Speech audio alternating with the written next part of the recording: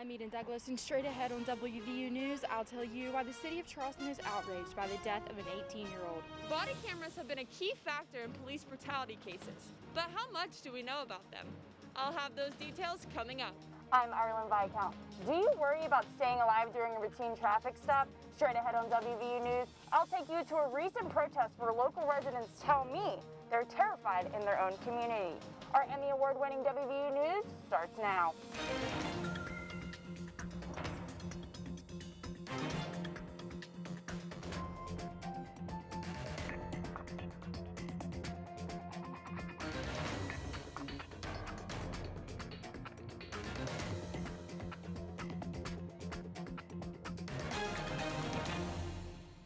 About 40% of Americans own guns or live with someone who does. And in January of this year, gun sales soared, with more than 2 million firearms sold. That's an 80% spike from last year. And the current gun debate has the country divided more than ever before. So today, we're exploring the gun debate by bringing you our special edition show, Taking Aim, a targeted look at gun culture across America. These stories and more on this special edition of WVU News, an Emmy Award-winning newscast produced by television journalism students right here at West Virginia University. With the recent shootings of Dante Wright and the guilty verdict of a former Minneapolis police officer over the death of George Floyd, many are outraged in what they call a fight against institutional racism. And here in Morgantown, protesters gathered in front of the Monongalia County Courthouse to demand change that will end police brutality. Ireland Viscount joins us now in the studio to tell us more about the recent rally. Ireland? Thanks, Jillian. Zach, sadly, the trend of fatal police shootings in America is increasing, with 30 African Americans being shot and killed in the first 3 months of this year alone. Black Lives Matter protesters recently gathered in downtown Morgantown to honor Dante Wright, the 20-year-old black man who was shot and killed by police officer Kimberly Potter during a routine traffic stop. And the protesters I spoke to said, to overcome racism in this country, we must all admit that it exists. Dozens of protesters chanted for hours and held up signs that said Black Lives Matter and beat racism. Activist Samantha Norris organized this rally and said she's here because even though she's biracial, she grew up in a racist family. My family doesn't even talk to me. They my mom had us and they just completely cut us off. And my mom died a few years ago and not one member of her family reached out to me to tell me that they were sorry. Because I'm black, they don't consider me family. WVU student Tafari Graham came out to protest because he says the thought of being confronted by police terrifies him. I would still be afraid. I'd probably start crying because I feel like I wouldn't see my parents again. Tafari has good reason to be fearful. Studies show that black men are 20% more likely to be pulled over than white drivers. And that's why this card was created by the WVU Association of Black Journalists. It tells you exactly what to do if you're pulled over. And for many black Americans, the first conversation they may have with their child is what to do during a police encounter. So I just started taking a video, and then I called my parents, and they just stayed on the line. I mean, it turned out fine, I'm still here, but it's just crazy that I thought I might not have made it. Many of these protesters also told me they want increased community control over policing and more resources dedicated to supporting black communities. In response to the community's outcry for police reform, a proposed ordinance to create a civilian police review and advisory board has been brought before Morgantown City Council. If approved, this 9-member board would be the second of its kind in West Virginia. West Virginia has one of the highest rates of death by gun violence in the country.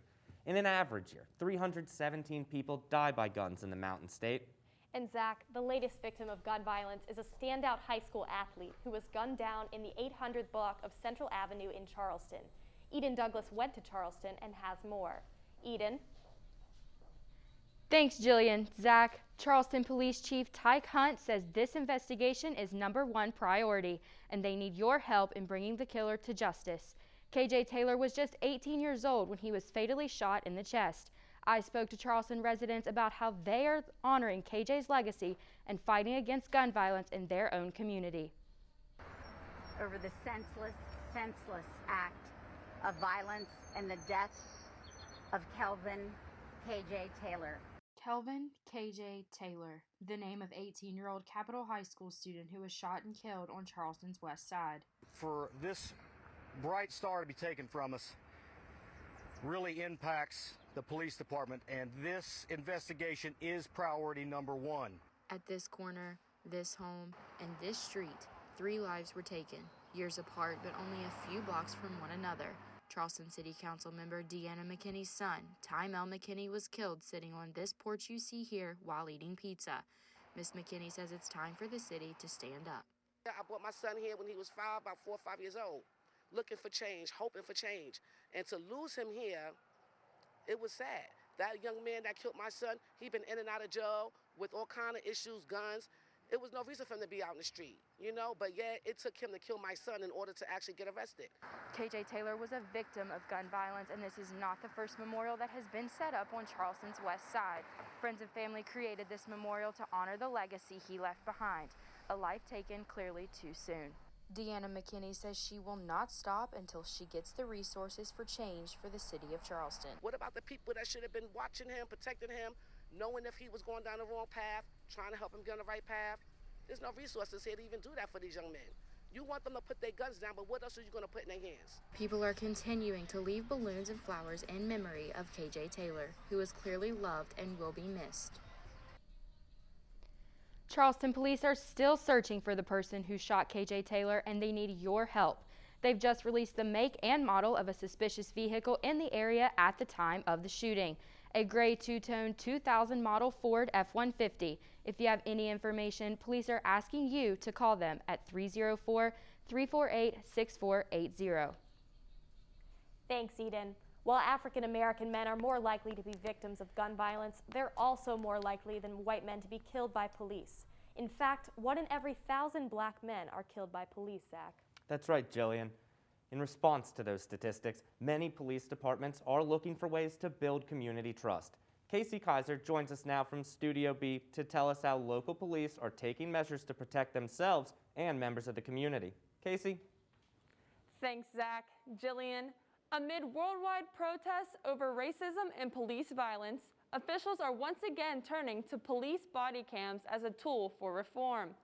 After Michael Brown was killed by a police officer in Ferguson, Missouri almost 7 years ago, igniting the national Black Lives Matter movement, police departments all across America embraced a new solution for police reform: equip officers with body cameras.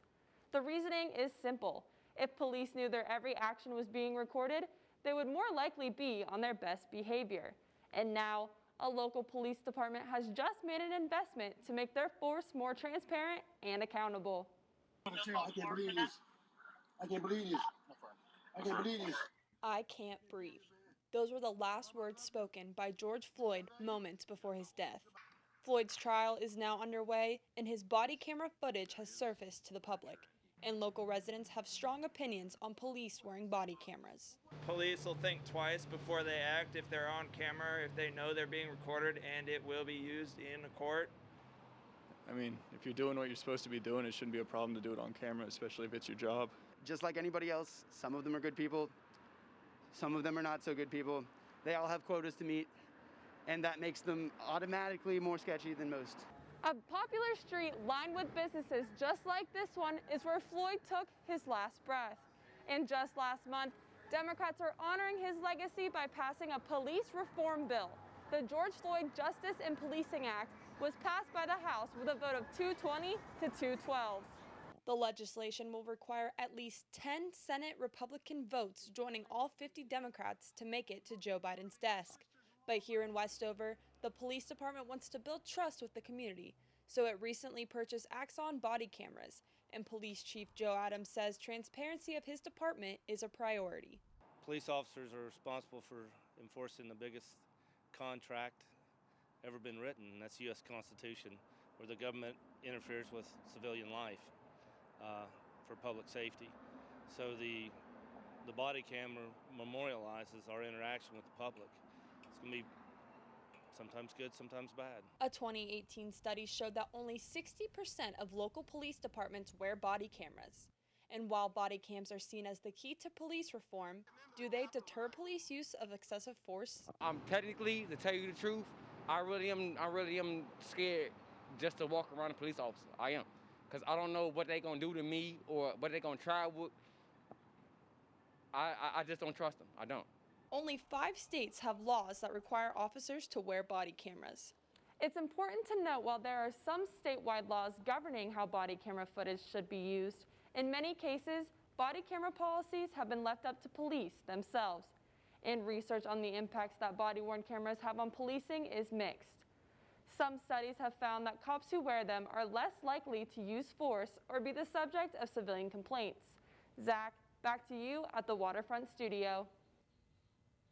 Thanks, Casey.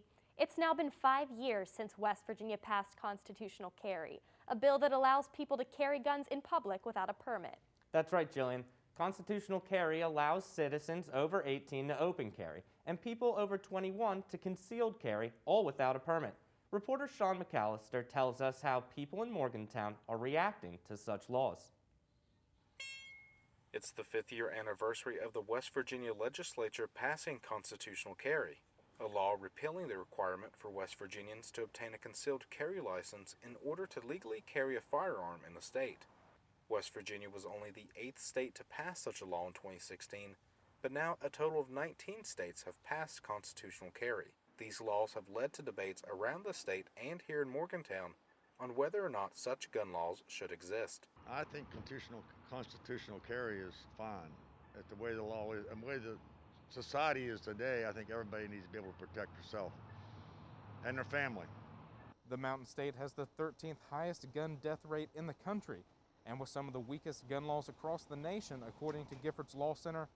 Some states like West Virginia experience 15% more gun violence than stricter states. If we don't have any control, such as public safety measures and education and available courses on how to handle and how to prepare oneself and how to stay calm, then we're asking for trouble.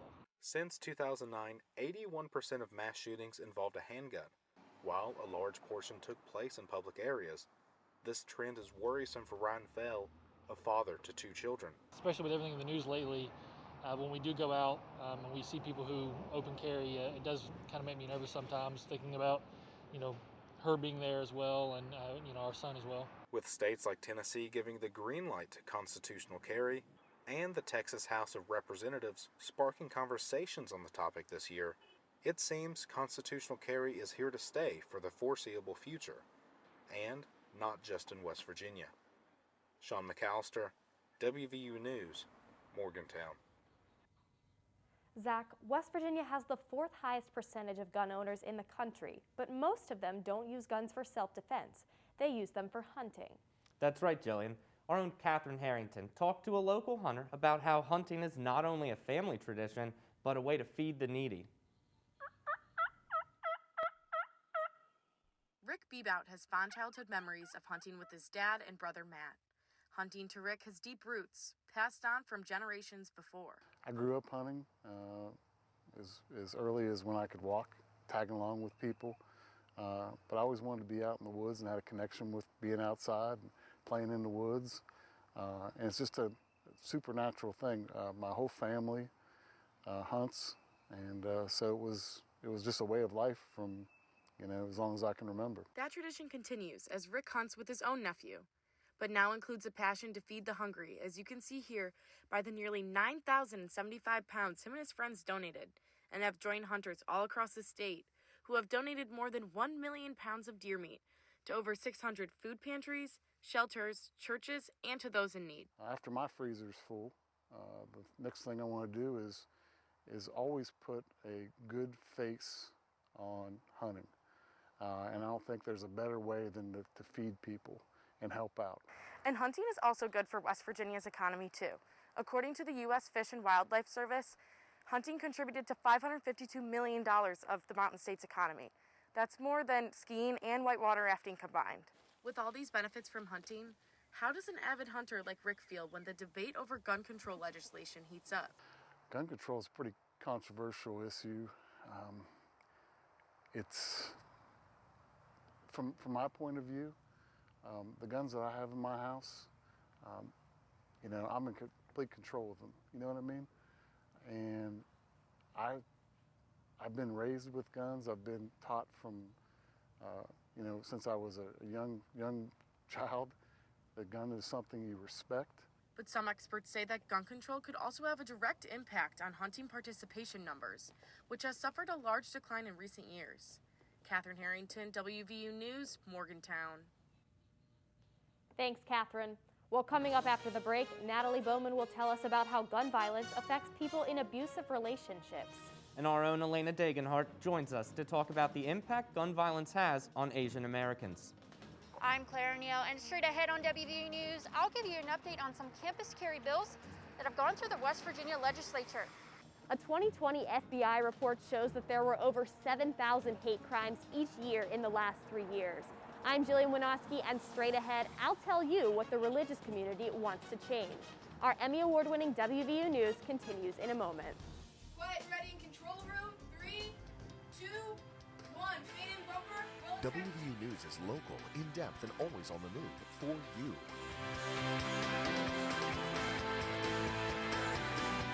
And it's always on YouTube, on the web, and on the Reed College of Media website. A national first-place Emmy Award-winning college newscast, taped at the Waterfront Studio at West Virginia University. Stay in the know, stay connected, watch WVU News.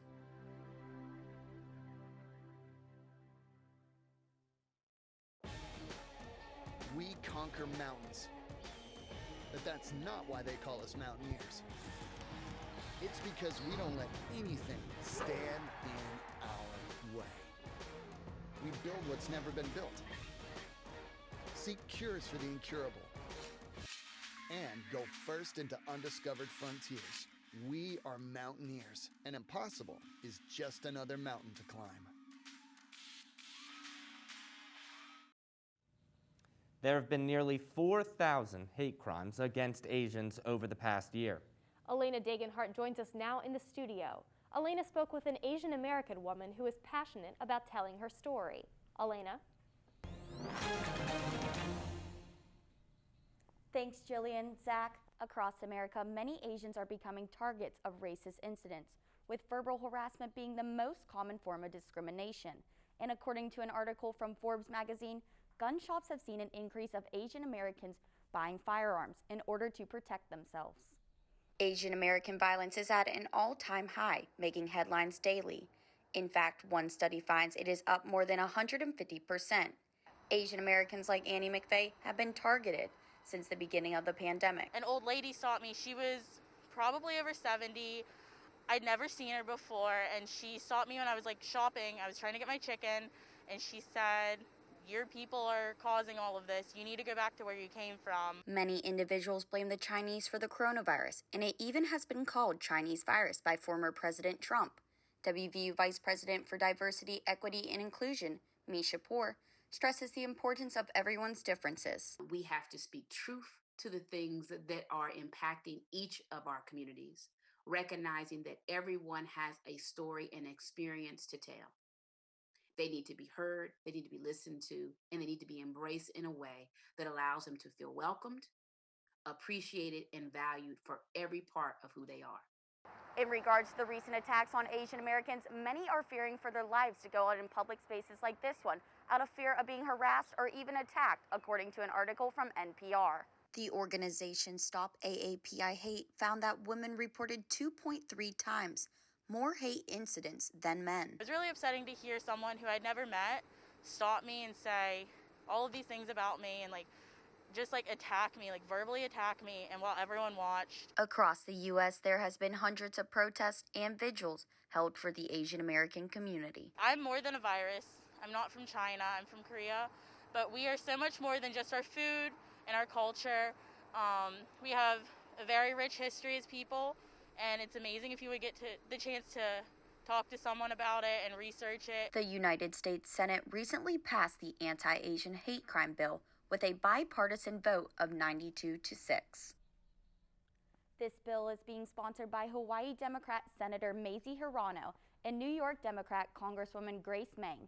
The bill would create a new position at the Justice Department to review hate crimes and provide support for police to respond to such events. Thanks, Elena. Domestic violence is a public health crisis in the U.S., with nearly 1 in 4 women and 1 in 7 men experiencing severe physical violence at the hands of their partner. Kirsten Lindquist is here with more. Kirsten? Thanks, Jillian and Zach. Guns and domestic violence are a lethal combination. Nearly half of all women murdered in the United States are killed by their partner, and more than half of these partner homicides are by firearm. Even when a weapon is not discharged, abusers often use the presence of a gun to coerce, threaten, and terrorize their victims, inflicting psychological damage. The presence of a gun in a domestic violence situation increases the risk of homicide by 500%, and a new gun law could potentially put weapons back in the hands of convicted domestic violence offenders. Natalie Bowman explains. Senate Bill 419 changes the definition of a firearm to fit federal code. This means that men and women convicted of domestic abuse would be able to legally purchase and own antique and replica guns. And these guns aren't hard to find. One is for sale right now in Morgantown. It just makes me feel really uneasy for the women in these situations. Terrified. Because people like that are not just one-time offenders. Once an abuser, always an abuser. So the thought that they can own guns wherever they are is terrifying. A woman is 5 times more likely to be murdered when her abuser has a gun. In the United States, 1 in 4 women will experience severe intimate partner physical abuse. And in West Virginia, a call is placed to a domestic violence hotline every 9 minutes. West Virginia has 2 domestic violence hotlines. Amaya Williams, I-Serve coordinator for the Rape and Domestic Violence Information Center, says access to a gun makes a victim's situation more time sensitive. If a victim wants to leave and he or she knows that the abuser has guns, then we would take rapid action to do safety planning, trying to get them into a safe space, because you can never really gauge what an abuser is what they're gonna do. SB 419 passed on April 9th and will go into effect on July 8th. Natalie Bowman, WVU News, Morgantown. If you or someone you know is a victim of domestic violence, there are resources you can contact for help. There are 18 organizations in the Mountain State that provide domestic violence services. The West Virginia Coalition Against Domestic Violence is also linked with the national hotline at 1-800-799-SAFE. One vote. The proposed campus carry bill was shot down in the legislative session by only 1 vote, Zach. And our own Claire O'Neill joins us now from Studio B to tell us how WVU officials feel about the bill not passing by such a slim margin with her segment, Storytelling with Data. Claire? Jillian, Zach, there's no denying there's an epidemic of gun violence in the United States, with shootings happening in recent weeks in cities like Indianapolis, Boulder, and Atlanta. And according to a recent study by NPR, the U.S. now has the 32nd highest rate of gun violence in the world. This draws concerns from many who oppose campus carry on college campuses. Across the nation, there are 11 states that allow campus carry, 16 that prohibit it, and 23 states that permit colleges to make their own rules to allow or ban campus carry on campus. And West Virginia is one of those 23, with West Virginia University openly opposing any new campus carry bills. Campus carry on college campuses continues to make headlines.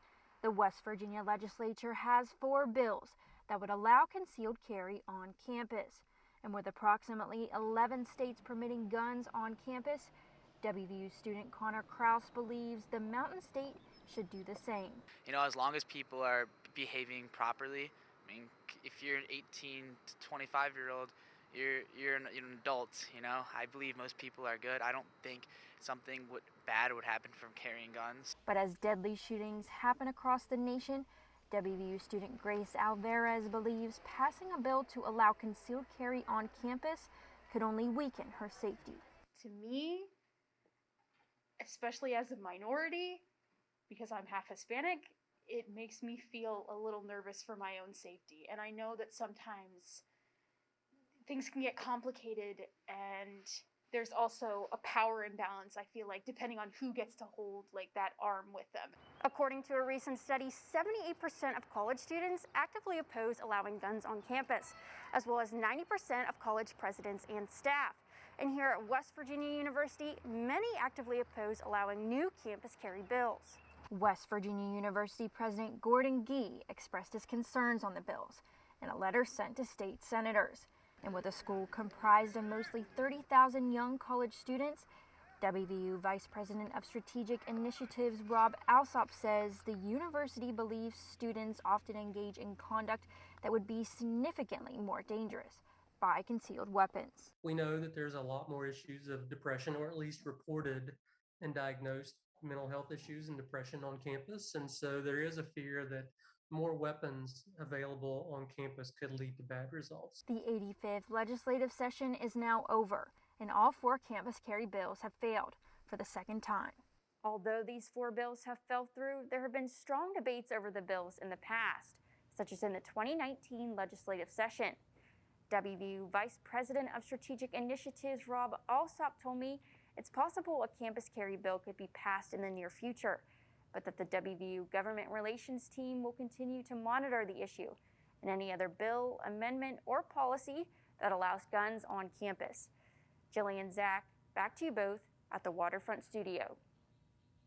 Thanks, Claire. Should people be allowed to bring a concealed gun into church? In 48 states, the law says you can carry concealed in all places of worship, and that includes West Virginia. And with some hate crimes targeting religious groups, many wonder if stricter gun laws could play a role in decreasing these crimes. I caught up with some members from the local religious community to see what they had to say. Religious hate crimes have seen a nearly 35% surge in recent years, with one hitting close to home. The 2018 shooting at the Tree of Life Synagogue in Pittsburgh killed 11 people, and Morgantown resident Joe Spiro watched his friend lose an uncle in the shooting.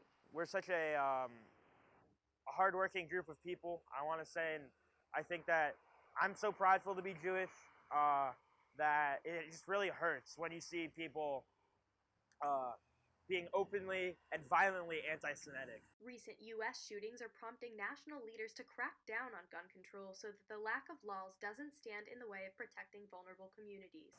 These tragedies have also made the religious community cautious under all circumstances. Charleston resident Sarah Zanobly said that even the security training at her local mosque left her feeling uneasy about the possibilities. At the mosque in Charleston, West Virginia, which is where I'm from, they did an active shooter training. And even the police was talking about how the police, with all of the training that they have, they're still probably not able to disarm or, disarm a shooter or get him away from people. So it's really up to us to know what to do in those situations, taking a chair and closing the door and getting away from places and, learning the exits. AR-15 rifles were used in 26% of the last 80 mass shootings. And both the shooting in Sutherland Springs and the shooting in Pittsburgh were committed with semi-automatic assault rifles. The United Methodist Church released a resolution to advocate for the banning of large-capacity ammunition weapons, among other gun control advocacy points. Suncrest United Methodist pastor Matt Johnson says it's time for change. Because of the proliferation of gun violence and our inability to put common sense gun control into practice, there's people who are living in fear everywhere. And that's such a hard thing. And so, church is obviously part of it, but a large part of it too is just how are we willing to be as a society? Are we willing to continue to accept this as the reality of the status quo and just kind of shrug and say, I wish there was something we could do, when there would be? Could stricter gun control laws really limit the number of mass shootings we see on the religious community? A 2019 study found that fatalities were 70% less likely to occur when the federal ban on assault weapons was in effect from 1994 to 2004. In recent years, the FBI reported that religious bias was the second largest motivating factor in committing hate crimes, second only to race. The Bureau of Justice Statistics reports that only 55% of hate crimes were reported over the past 2 years.